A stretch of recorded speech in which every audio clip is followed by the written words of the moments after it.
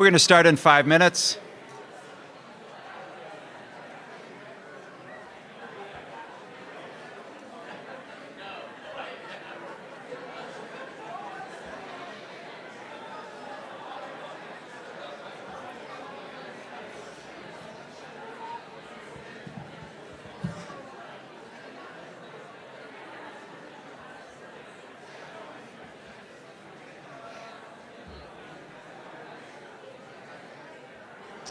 That is a cool contraption. Yeah.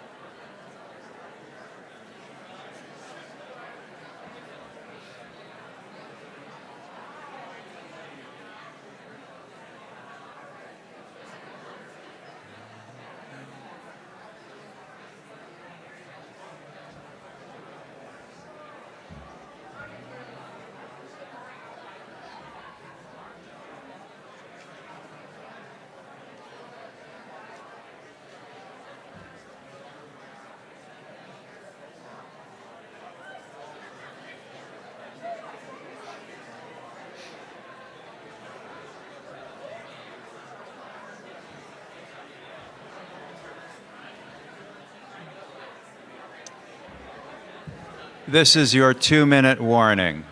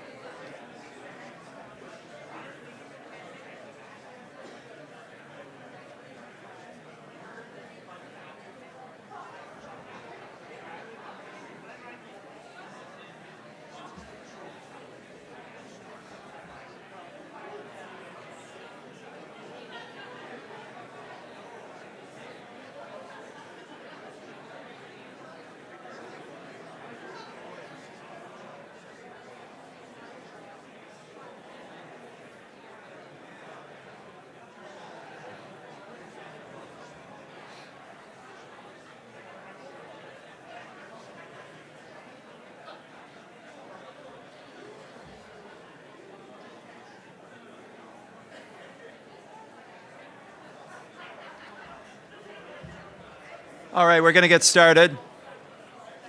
Please take your seat.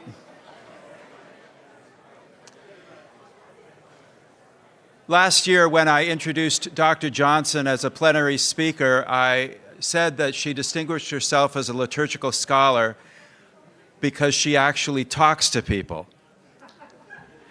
I'd like to clarify that description and make it more precise. The thing that sets her apart is that she actually listens to the people with whom she's speaking. Sarah Kathleen Johnson serves as Assistant Professor of Liturgy and Pastoral Theology at St. Paul University in Ottawa, Ontario. She's a practical theologian who studies Christian worship in the context of a changing North American religious landscape. Her research at the intersection of liturgical studies and the sociology of religion employs qualitative methods that value everyday religious experience, which is to say, she believes that a valuable part of pastoral practice is listening to people's stories and analyzing them and having that bring a bearing to your practice. It's a discipline that she's teaching MDiv students at St. Paul, right? And she's going to be talking about that in a breakout session, a workshop session here, which you should attend. Commitments to interrogating the relationship between liturgy and ethics and engaging ecumenically across Christian traditions ground her research, teaching, and church leadership. Sarah is ordained for ministry in the Mennonite Church of Canada. We welcome Dr. Sarah Kathleen Johnson.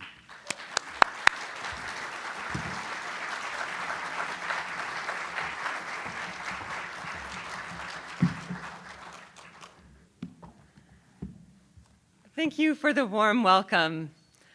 It is a pleasure to be here with you at the Institute of Liturgical Studies for the second year in a row. I was very surprised and delighted and humbled when Jim informed me that the Institute this year would build on the plenary address I gave last year with a focus on occasional religious practice. I am excited to share that since we met last year, my book has been published. Occasional Religious Practice, Valuing a Very Ordinary Religious Experience. It has almost been published. It is currently available as an ebook through Oxford Academic Database, which you can access through many academic libraries, including the one here at Valparaiso. It is also available for pre-order with delivery in June, and there's a 30% discount code for this event.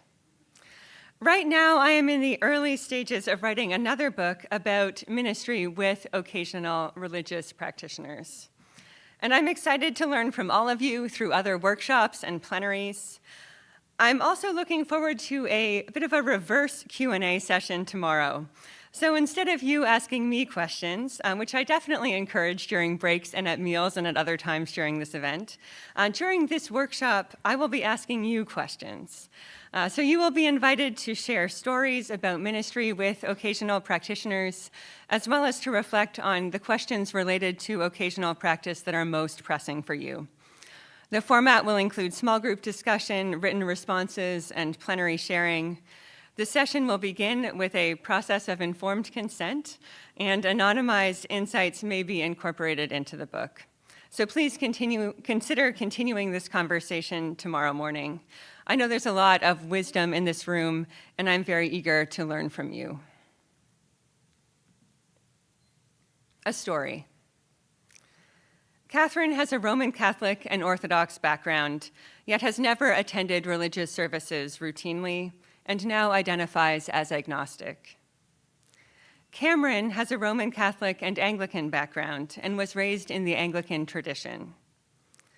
When Catherine and Cameron's first child is born, they initially pursue Catholic baptism. However, the parish's Catherine contacts require godparents to be present at baptismal preparation in person, which is not possible for Catherine's brother who lives in China. Catherine next inquires about baptism at a local Anglican parish and, much to my surprise, reports that they only baptize older children, which is not an acceptable option for her Orthodox extended family, who are anxious for the child to be baptized as soon as possible, just in case. Catherine and Cameron persist and reach out to a historic Anglican parish at a distance from their home, where Cameron's cousins had their children baptized and where his family has a cemetery plot. They receive a generous welcome and the flexibility they require for Catherine's brother to participate. The baptism of their first child in this parish establishes a pattern they follow for the next two children. Although they attend only on the occasions of the baptisms, Catherine and Cameron appreciate the warmth of the clergy, the liturgical space and the music, and what they consider to be a positive and celebratory mood. Cameron's mother, who has practiced routinely in both the Roman Catholic and Anglican traditions at different times in her life, is relieved that her grandchildren are baptized at all. Her husband is Hindu and is happy to be present to support his family on these occasions. Although this baptism took place in a particular parish, participant observation, interviews with clergy, diocesan statistics, and common knowledge suggest it represents patterns present in many Anglican parishes in Toronto. Quantitative data indicates these patterns are widespread in Canada, the United States, and Europe. What I call occasional religious practice, a way of relating to religion that is defined by attending religious services occasionally rather than routinely, and usually in association with specific occasions, may be the dominant way that people relate to Christianity in the global north in the 21st century. My focus today is baptism as an occasional religious practice. I will begin by defining occasional religious practice more broadly and discussing the diversity of occasional practitioners. This is a review of what I shared last year. So if you were here last year and remember everything that I said, now is a great time to answer an email or check your notifications.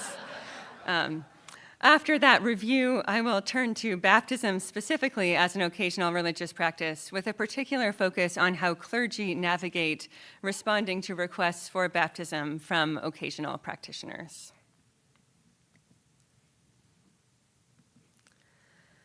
Understanding occasional religious practice is part of understanding the nature and role of Christian worship in a North American religious landscape characterized by declining participation in religious institutions, increasing uncertainty about matters of faith, and a growing proportion of the population who identify as non-religious. Responding to occasional religious practice is crucial for communities who desire to worship in ways that honor the experience of participants who relate to religion in a diversity of ways. I introduce and develop the concept of occasional religious practice, drawing on 3 years of ethnographic research. This is interdisciplinary research at the intersection of sociology of religion and liturgical studies. I conducted fieldwork in the Anglican tradition in Toronto, including 61 interviews. I also observed more than 80 Anglican liturgies in a diversity of communities. I am very grateful to the clergy and participants who supported this research. Their stories are the foundation of a robust and nuanced concept of occasional religious practice. Occasional religious practice is defined in contrast to routine religious practice. There are also those who are more intensive in their practice, and there is the possibility of never participating in religious practices. These are relative categories that are defined contextually and may change over time. 4 types of occasions are associated with occasional religious practice: holidays, life transitions, crises, and incidental circumstances. Holidays are important occasions for occasional practitioners. Christmas and Easter are mentioned with remarkable consistency in interviews. Life transitions are also central for many occasional practitioners, including birth, marriage, and death. Times of personal or communal crises are another occasion for religious practice. This may involve natural or human-caused disasters, medical diagnoses or accidents, or more subtle struggles. And finally, incidental circumstances such as attending evensong as a tourist or providing transportation to an aging parent may be occasions for practice. These categories may overlap. For example, life transitions are often also times of crisis. This is more obvious in relation to funerals. However, birth brings its own losses. Childbirth may be marked by struggles with fertility, reproductive loss, unplanned pregnancy, postpartum depression, or simply facing the unknown. While the baptism of a child is often a joyful celebration, The birth of a child is also a major turning point and brings a host of challenges. It is a moment of vulnerability and ritual need on the part of family members. Baptism may be a response to crisis in addition to marking a life transition. The concept of occasional religious practice is anchored in definitions that prioritize practice, definitions of religion and theories such as those proposed by Martin Riesbrot and Christian Smith. Religion in this context is not about affiliation, belief, or function. It is about observable participation in a meaningful system of concrete, institutionally or culturally prescribed practices. Occasional practitioners can be considered occasionally religious, regardless of their affiliation, their beliefs, their reasons for practicing, or their attitudes or experiences while practicing.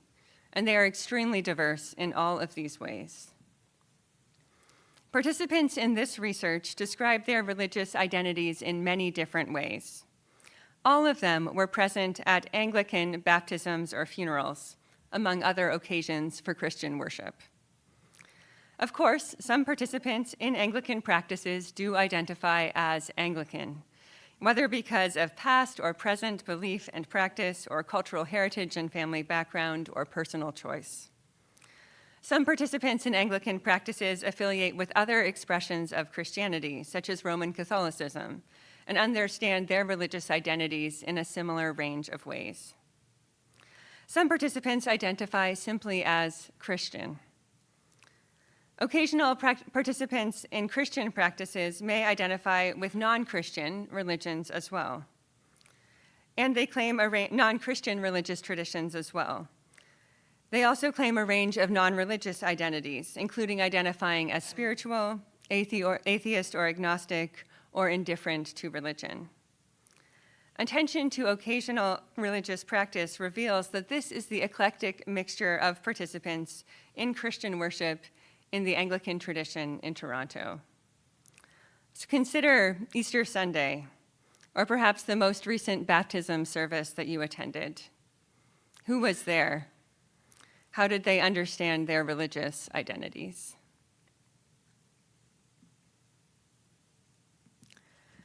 With this tremendous diversity present in the room, it is unsurprising that there are diverse motivations for occasional participation.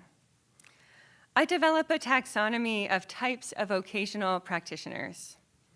These types are associated with situational roles and motivations, not stable identity categories. Occasional practitioners include initiators who bring about the practice. For example, Catherine is a mother who initiates the baptism of her children. Initiators may be motivated by cultural heritage, a strong sense of Roman Catholic identity, for instance. They may be motivated by a specific relational connection to a friend, a family member, or even a clergy person. Some may be motivated by a desire for spiritual connection, space for reflection, or to express gratitude. Initiators may also be invisibly routine, meaning they practice privately but not publicly and therefore appear occasional. An example of this would be praying with children before bed. Very few of the occasional practitioners who I interviewed were invisibly routine. In addition, there are those who are involuntarily occasional, meaning they desire to practice routinely, but barriers beyond their control prevent them from doing so, such as depending on others for transportation. Occasional practice is not always a choice. In contrast to initiators, some occasional practitioners are supporters. Advocates encourage occasional practice without being in a position to initiate it. For example, Cameron's mother, who advocates for the baptism of her grandchildren, is an advocate. Inner circle supporters may have central roles, such as making faith commitments alongside their partner on behalf of their child, despite having little personal investment in the practice, as is the case of Catherine's brother serving as a godfather. Outer circle supporters tend not to have leadership responsibilities, like Cameron's mother's Hindu husband who attends the baptism. Catalysts include the infant being baptized. They bring about the practice, but can neither directly initiate nor support it. Occasional practice is shaped by complex motivations and circumstances. These motivations are personal and social, spiritual and cultural, although these dimensions of human experience are often difficult to differentiate. Each type of occasional practice is substantial. None of these types of occasional religious practice can be easily dismissed. These practices are meaningful and purposeful for participants. It is inaccurate and unhelpful to assume that legitimate religious practice consists primarily of individual cognitive assent and routine or intensive participation. Occasional practice, in its diversity, is a significant and very ordinary way of relating to religion. Perhaps you can see yourself in some of these categories in certain situations or at certain times in your life. Perhaps this provides language to name people who you know who participated in a recent baptism.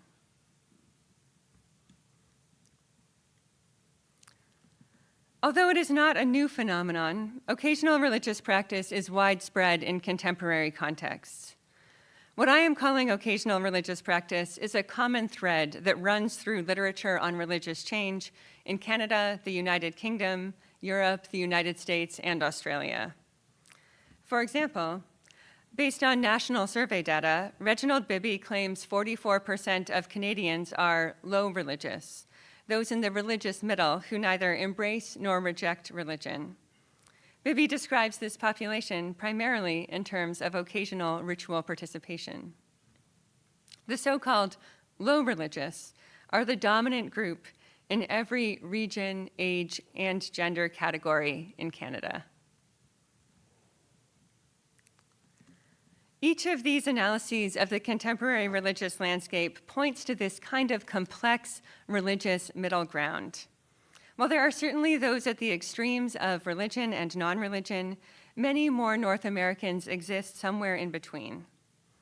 Occasional practice is an important characteristic of this middle ground, although some occasional practitioners can be found at the edges. In this literature, occasional religious practice is usually grouped with other measures and markers of religion, such as affiliation and belief, to create broader categories. My introduction and development of the concept of occasional religious practice as a way of relating to religion in its own right contributes to this conversation in various ways, 3 of which I highlight today. First, a focus on occasional practice, apart from other dimensions of religion, reveals the internal diversity of occasional practitioners. Not all occasional practitioners are nominally religious or spiritual but not religious or non-religious, but it is likely that some relate to religion in each of these ways. A closer look at occasional practice provides a crucial window into the diversity that is present when religious practices are taking place. Second, occasional religious practice aspires to be value-neutral terminology. It aims to avoid presenting occasional religious practitioners as somehow irregular, low, fuzzy, fringe, or marginal. It aims to avoid language that is critical of occasional practitioners, dismissing this way of relating to religion as nominal, cultural, or soft. This theory aspires to honor occasional religious practice as a legitimate and substantial way of being religious. It aims to acknowledge and engage occasional religious practice as a phenomenon in itself on its own terms. In this way, occasional religious practice invites dialogue. Echoing long-standing patterns of interreligious and ecumenical dialogue, those who relate to religious practices in different ways can also learn from one another, while remaining firmly anchored in their own form of practice. In addition, we can come to better understand our own practice through encounter with those who relate to religion differently. In this setting, I would like to emphasize especially the potential for routine and intensive practitioners, including clergy and academic theologians such as myself, to learn through encounter and dialogue with occasional practitioners. This is not simply a sociological question, it is also a theological one. Last year, I shared 3 theological approaches to dialogue with occasional practitioners. One grounded in scripture, the stories of Zacchaeus and the woman at the well. One in classical liturgical theology, introducing Mrs. Murphy's great-granddaughter. And one in liberation theology, especially the work of Claudio Carvalles. If you are interested in this, you can read the book. Or you can watch the video of the plenary from last year.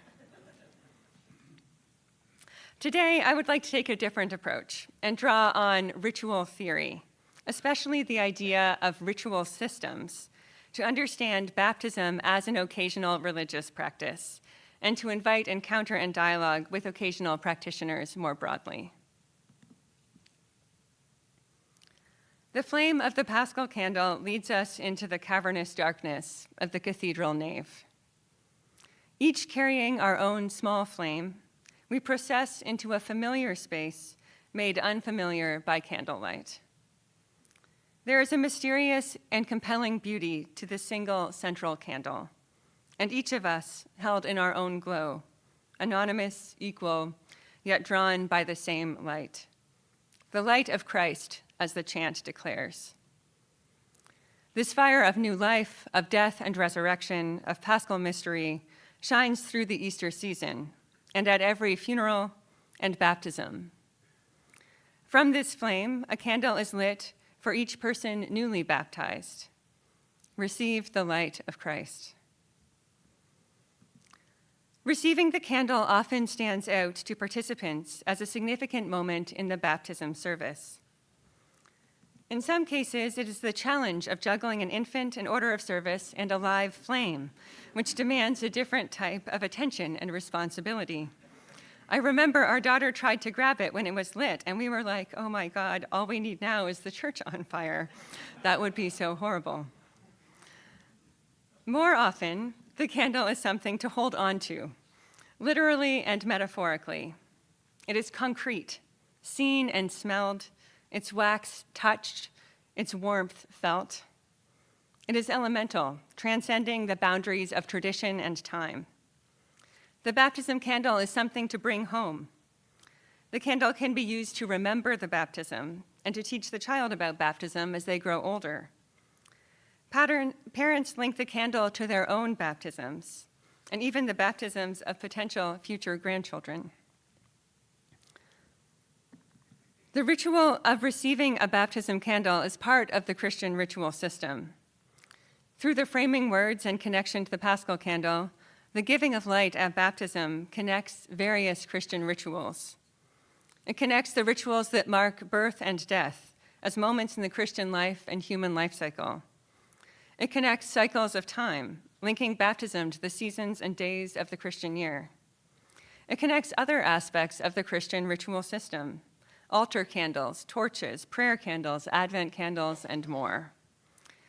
Many families who participate in baptism experience receiving the baptism candle largely apart from these connections to the broader Christian ritual system. At the same time, families may make other connections. The baptism candle has a place in everyday life alongside other candles that set time and space apart. Birthday candles, formal dining practices, community vigils, and yoga class or meditation, among many other possibilities. Through the presence of occasional practitioners, additional layers of meaning surround baptism. Although these patterns are always present, they are particularly pronounced in increasingly non-religious and religiously diverse settings. The baptism candle is one example of how participants interpret ritual practices through ritual systems. The idea of ritual systems comes from ritual theorist Catherine Bell. On the surface, the concept of ritual systems is common sense. Ritual practices relate to other ritual practices in systems. Relationships within and between systems interpret and reinterpret ritual practices, informing the meanings and functions of rituals for participants. In other words, participants do not primarily rely on theological explanations of a practice that they have been taught in order to interpret that practice. Instead, they rely on experiences of connection to other related ritual practices. These experiences of connection may include experiences of repetition. My baptism candle, my child's candle, my grandchild's candle. Experiences of opposition, light and darkness. Experiences of centrality, the dense networking of Easter Vigil in the Christian ritual system. They include experiences of ritual systems nesting, Easter Vigil within the Christian year, and of ritual systems overlapping, baptism existing in both the Christian and family ritual systems. Both routine and occasional practitioners rely primarily on experiences of connection in ritual systems to interpret ritual practices. Participation in ritual systems is always selective. Intensive, routine, and occasional practitioners all select a subset of practices. However, some practitioners are more selective than others. Another way to define occasional religious practice is as selective participation in a ritual system that some practice routinely. Tensions may arise when those who select different subsets of practices, including clergy and occasional practitioners, become involved in the same practice, such as a baptism. Ritual systems are a helpful resource for understanding these tensions. I will consider two common examples: questions of choice and agency, and of non-religious and religious godparenting. First, occasional practitioners often describe baptism as giving the child a choice in the future. I feel because I was baptized, I had lots of choices. I got to go to Catholic school. I got to get married in a Catholic church. I baptized my children. I had choices. My biggest thing is to give my grandson the choice when he's old enough to make choices. I think by him being baptized, he has a choice. In contrast, clergy often describe baptism as parents making a choice in the present. I think there does have to be like a hoop to jump through. Yes, you do have to want to raise your kid as a Christian. So to my mind, baptism and pedagogy, the education of your child, it's almost like the whole process of forming a child in the gospel is already there in baptism, prefigured. Like, this is what baptism is supposed to result in. And if it doesn't, that's kind of a perversion of the sacrament. Conflicting interpretations of choice and agency coexist in the ritual system surrounding Christian baptism. People positioned differently within a ritual system understand the same system in different ways. Ritual theorist Jonathan Z. Smith describes how two groups within the same tribe diagram their community in different ways. One group depicts two symmetrical sections. The other group depicts a center and a periphery. Power is a crucial factor shaping the perspectives of the different groups. It is from a perspective of power that A sees the village as symmetrical and reciprocal. It is from the position of subordination that B pictures the village as hierarchical. Multiple valid perspectives on the same ritual system are possible. These perspectives reveal the complexity of the system, not a failure to map it correctly.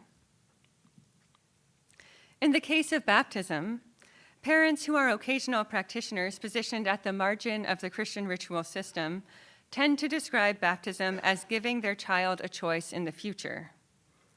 In contrast, clergy positioned at the center of the Christian ritual system tend to depict baptism as making a choice for the child in the present, specifically in terms of parents making a commitment to raise the child in the Christian tradition. These are both reasonable interpretations of the rite of baptism. As a practice of initiation into the Christian tradition, baptism is a ritual at the margin or boundary of the system. At the same time, baptism is a practice at the center of the Christian ritual system that identifies the individual and community with the person of Christ, died and risen. This contrast is physically manifest in liturgical space. In some church buildings, baptism literally occurs at the entrance. It is a threshold rite. In other settings, baptism takes place at the front and center of the space, or the community physically gathers around those being baptized. Baptism is both at the boundary and in the center of the Christian ritual system. Parents recognize their role in raising children, yet also acknowledge the agency of their children, and that at some point in the future, their children will make their own choices about how to relate to religion. This is an intuitive and accurate mapping for people marginalized within the Christian ritual system. In contrast, clergy emphasize the role of parents in shaping the faith of their children now, which clergy often assume is best accomplished by placing the child in the center of the religious community and placing religion in the center of family life. This is also an intuitive and accurate mapping for people who exercise significant religious authority from their position at the center of the Christian ritual system. These perspectives can be complementary rather than contradictory. Both children and parents have agency. Choices are made both in the present and in the future. Baptism both gives the child a choice and makes a choice on behalf of the child. Practitioners positioned differently within a ritual system offer distinct, valid, and conflicting ways of describing the ritual system, which reveals the internal complexity of the system, not a failure to map it correctly. Yet so often those in the center assume that their interpretation is the only one that is correct. What can those in the center learn from those on the margin about the meaning and practice of baptism today?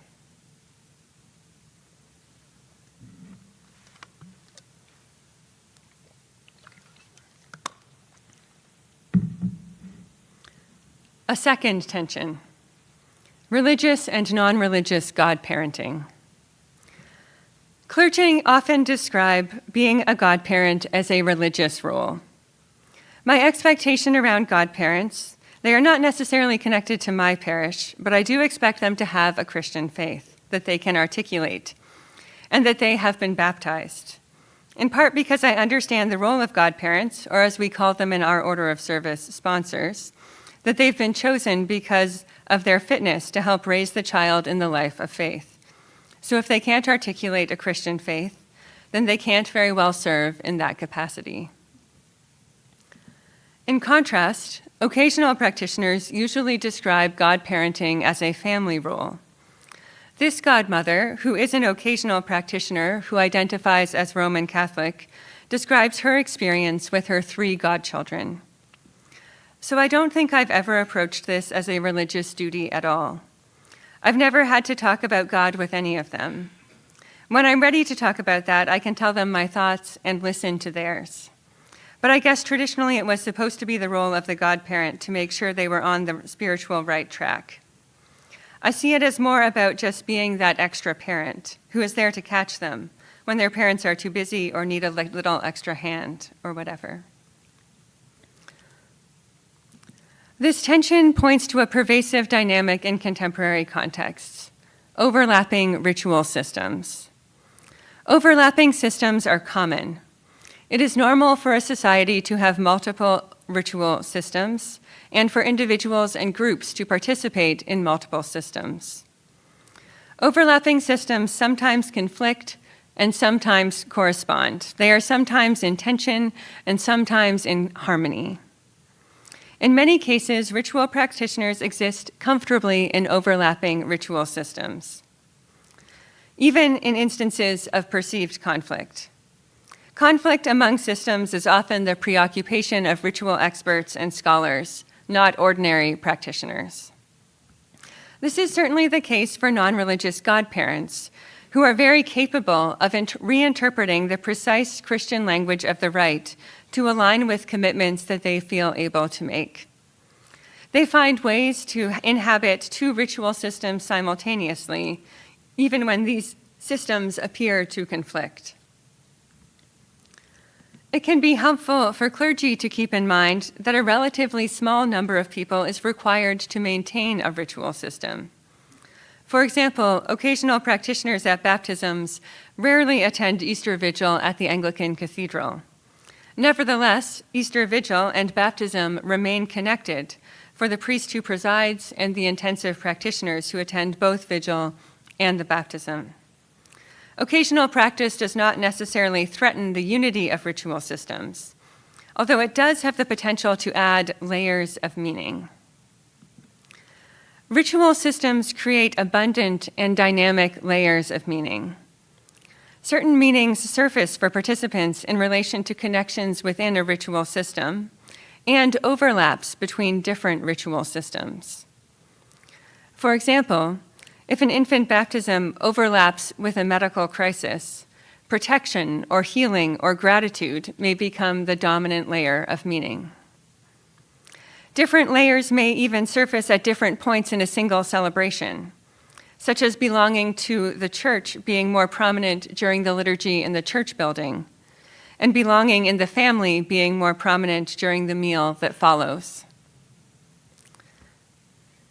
Occasional religious practitioners often emphasize liturgy as material more than linguistic, emotional more than conceptual, and relational more than personal, highlighting these layers of the practice. These and many other layers of meaning coexist in the baptism ritual system. While certain meanings may be lost for some participants when practices are separated from ritual systems, other layers of meaning may be added, particularly through overlaps with other ritual systems. Occasions such as baptism are therefore remarkable opportunities for dialogue among people existing in multiple overlapping ritual systems. Often routine and intensive practitioners assume the meanings associated with their primary ritual system are the single, stable interpretations of the practice and should be privileged. Unsettling this assumption and asking instead what meanings are associated with overlapping ritual systems of vocational practitioners can add layers of meaning for all participants.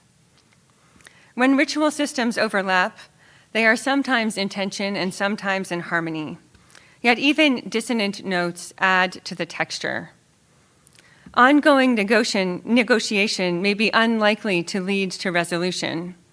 However, ongoing dialogue may facilitate coexistence and even mutual enrichment among ritual systems and among practitioners with different types of relationships with these systems. What can those in the Christian ritual system learn from those in the family ritual system or in other overlapping ritual systems? Using ritual systems theory to understand baptism as an occasional religious practice has several important implications. First, ritual systems provide a way to understand why occasional practitioners continue to select certain Christian rituals. Second, ritual systems provide a way to understand what Christian rituals are meaning and doing for occasional practitioners, especially as they are interpreted in relationship with multiple overlapping ritual systems. And third, ritual systems establish a framework for how people positioned differently within ritual systems and from different overlapping ritual systems can learn from one another. Together, we can discover new dimensions of what Christian worship is meaning and doing today. So even if this seems possible to you in theory, what would this look like in practice? Another story. An Anglican priest was approached by an older man with a request to baptize his grandson. The man had left the church after being manipulated into giving money under false pretenses. His son lived in another state and had recently become a father. The priest describes their conversation. He said, "I want to have my grandchild baptized." And I said, "Fantastic, that's wonderful. Does your son go to church?" "No." "Can we convince your son to go to church?" "I can try, but he's not shown a real proclivity to do that," he said. "Can we work with your son to find, in some way, to find a community of faith that he could at least inquire about?" And that went nowhere. And I said, "I'm not telling you no, but I'm telling you that until there is a community of faithful Christians around this person, then the promise that we are making to raise this child in the faith is empty. So I don't think that we can do it." And I never saw him again. Years later, he reflects on this encounter. "That's one of those things that theologically is absolutely the right answer. Pastorally, it sucked. The guy was hurting so much, and he came to me with probably the thorniest theological issue in terms of our practice as a church, and we couldn't find the ground to be together in community. So it was really quite painful. And I still wrestle with that decision, years after the fact. And I still don't know what I would change. But I would love to somehow be more pastoral to him. I don't know how, other than capitulating. I don't know what we could have done." Not all clergy would respond to this situation in this way. Many would baptize this child. Well, this was a conversation with an Anglican priest. It was part of an earlier pilot project, and I'm sharing this research today for two reasons. First, it is from here. It's from Northern Indiana. And second, it is ecumenical.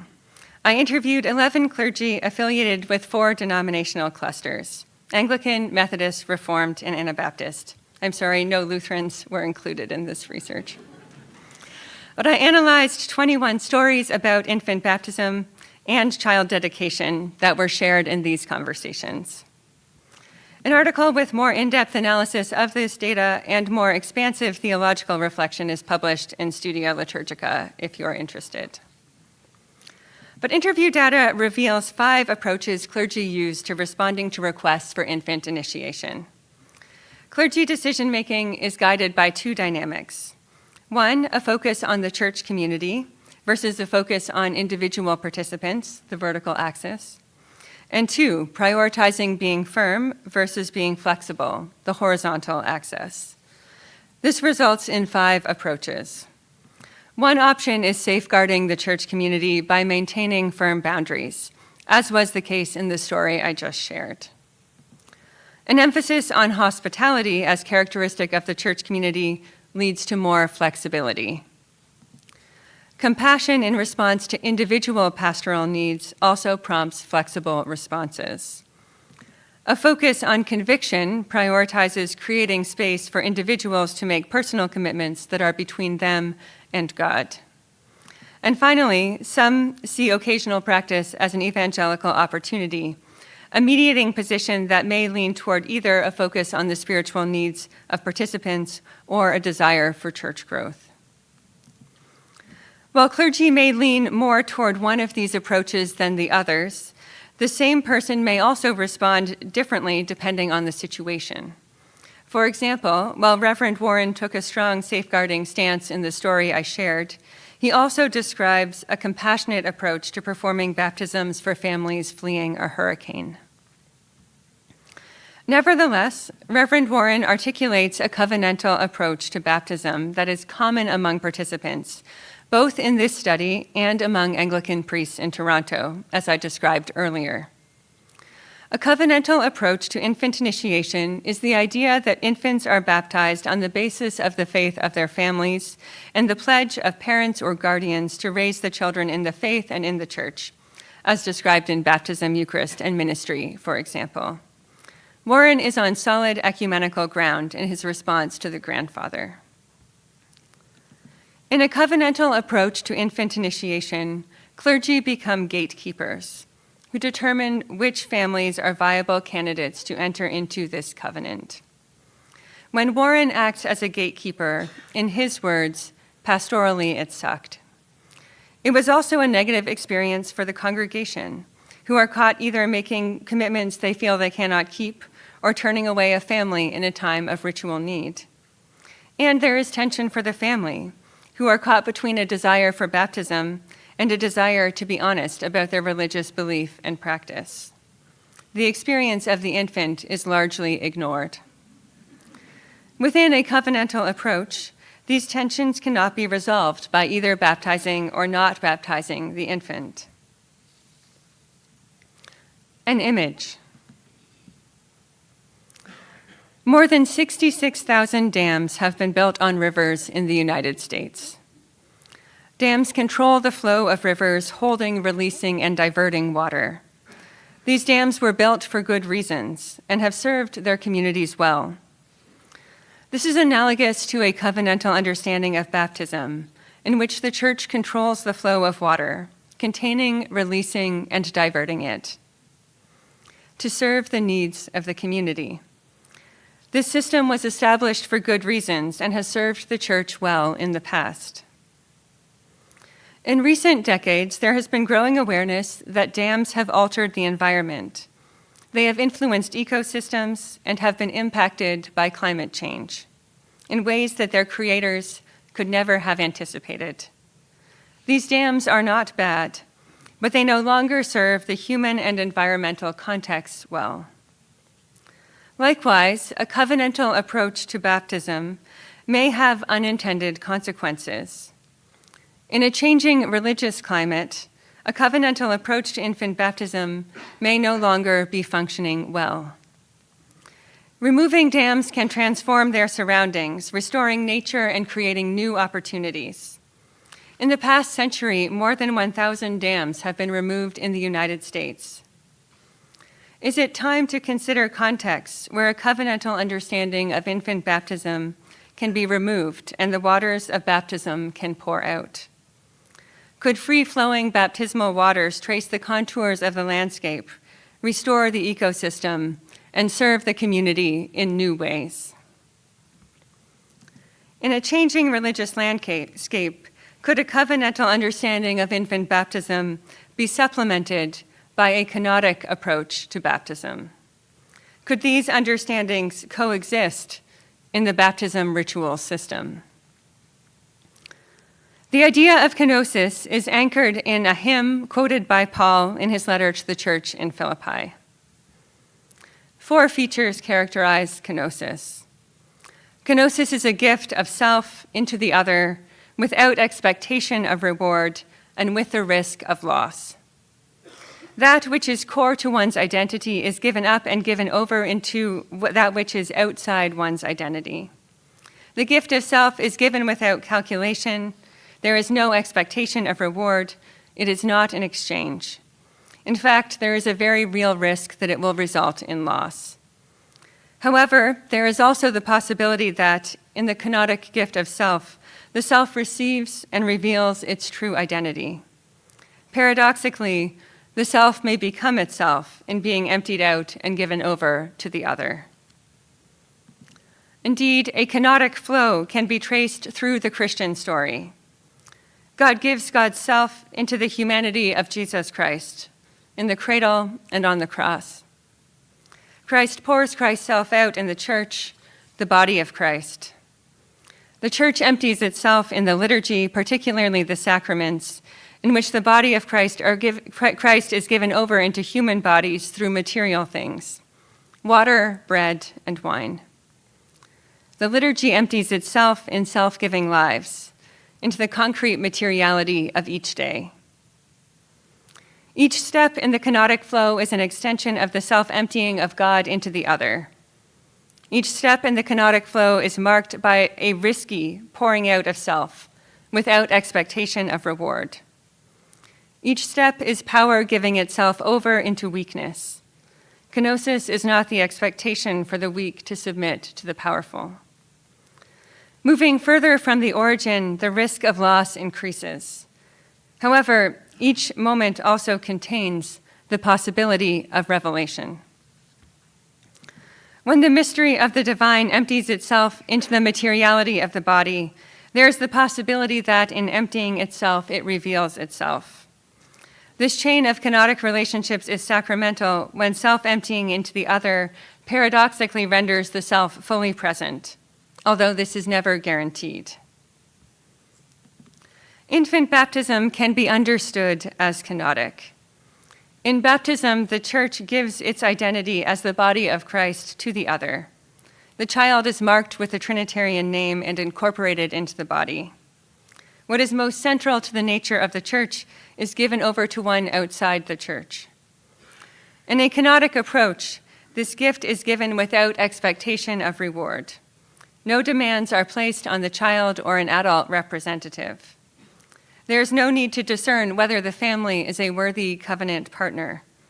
There is no calculation as to whether the child will have the opportunity to live into this identity in Christian community. Clergy no longer act as gatekeepers who control the flow of water. Instead, the water is poured out freely. A kenotic approach to infant baptism is a risk. The Church does not know what the child and the family will do with the gift of self that has been given. There's the very real possibility that it will be abandoned, neglected, or abused. Choosing not to guard against this possibility is the self-emptying that defines a kenotic approach to baptism. The Church relinquishes its power, sets aside its privilege, and gives itself to the other. Interestingly, non-religious godparents also exemplify this self-giving through entering into a ritual they would never choose for the sake of people they love. Parents who are occasional practitioners and acknowledging the agency of their children to determine whether or how they will live into their baptisms highlight the riskiness of the practice in the interpretation that they bring to it. A kenotic theology of baptism is valuable in a changing religious landscape for at least two reasons. First, it presents more options for responding to requests for baptism from occasional practitioners. And second, it reveals more meanings of the practice of baptism for all participants. In baptism, the Church not only desires to pour out a kenotic gift, but also to give a gift that can be received as a gift that embodies the gratuitousness of God's grace and the generous outpouring of the Holy Spirit. I would like to conclude with one concrete example of what a shift from a covenantal approach to a kenotic approach could look like in relation to preparation for baptism involving occasional religious practitioners who relate to religion in a range of ways. Almost all of the clergy I interviewed in Toronto take the baptismal covenant or promises from the Book of Alternative Services as a starting point for baptismal preparation. These promises anchor Anglican identity in Canada and are a compelling piece of liturgical writing. It is reasonable to want participants to understand the commitments they are verbally assenting to. However, occasional practitioners almost never mention the promises in interviews, either in relation to the preparation process or the baptism itself. In almost all cases, these promises are not the reason why they are choosing to baptize the child. The promises assume a covenantal understanding of baptism that is simply not shared by all participants. In many cases, occasional practitioners have no intention of keeping these promises, at least according to the criteria some clergy may apply. Occasional practitioners are very capable of reinterpreting the precise Christian language of the promises to suit broader intentions of raising their child to believe in something more and to be a good person.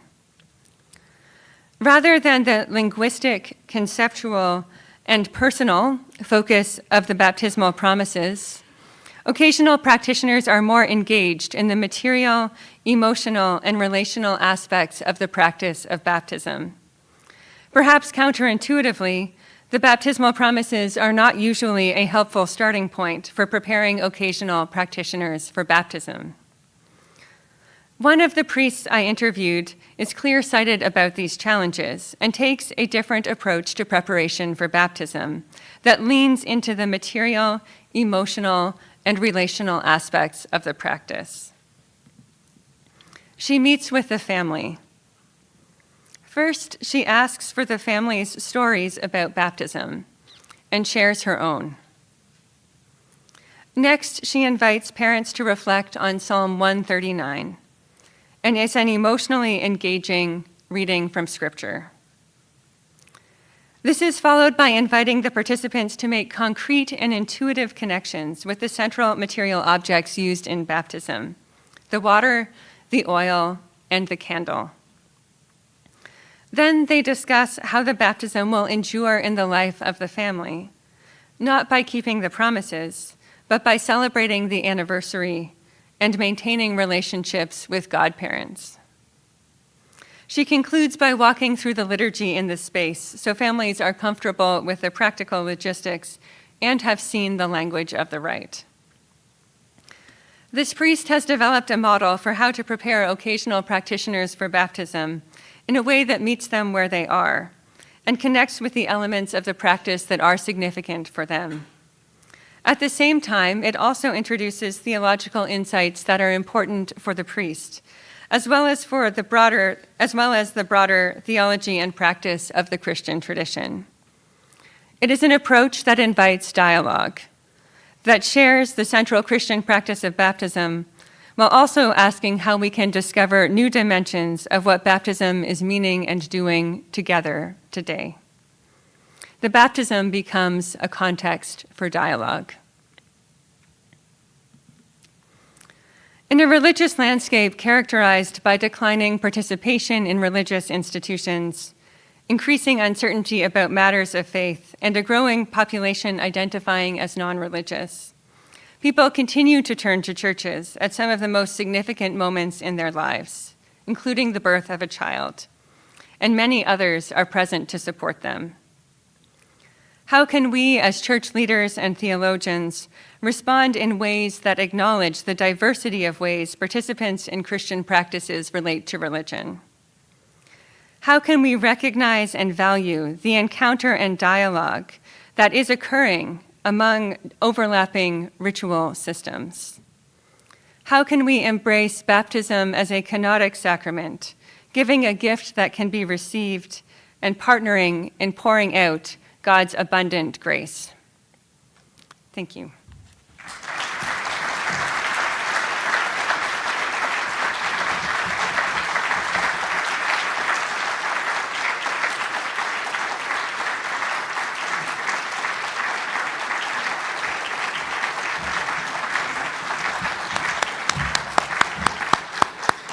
Sarah, thank you. Thank you for getting us started on such a deeply reflective and insightful note. She's around for the next 2 days, so engage her in her invitation to ask questions, and then if you've got it in your schedule, let her ask you questions as part of her ongoing research. We are now taking a break until the Gathering Eucharist. It's a longer break. You're free to obviously leave campus, maybe check in or do whatever you need to do. Enjoy yourselves. Take a breather. Rachel, you have something we need to know? Rachel has something we need to know. Come on up.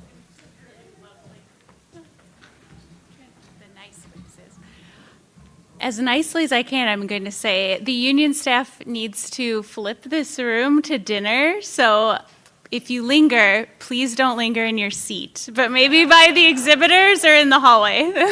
That's it. All right. Thank you, Rachel. So get up and leave. We'll see you across the street at 5 o'clock. Go talk to the exhibitors, talk amongst yourselves. Thank you very much.